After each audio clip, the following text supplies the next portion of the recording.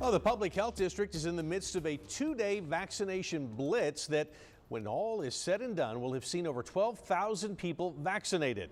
It all started with 1,100 people receiving a shot in the arm at the American Bank Center and several more hundred making their way through both a first and separate second dose clinic at the fairgrounds in Robstown. Today was just last Saturday when, according to Mayor Paulette Guajardo, teams handed out 600 doses per hour and helped reduce waiting to about 30 minutes. That made it possible to see about 2,500 people last weekend. Now, the hope is for even more this weekend.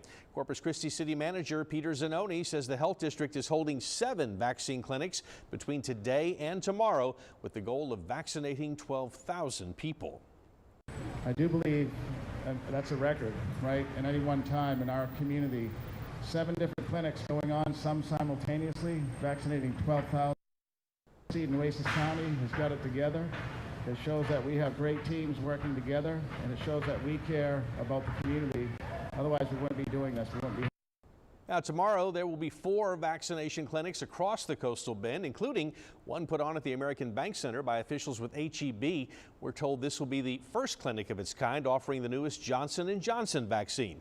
And coming up here in just a bit, we're going to hear from city officials about their plans to keep spring breakers safe during this ongoing coronavirus pandemic.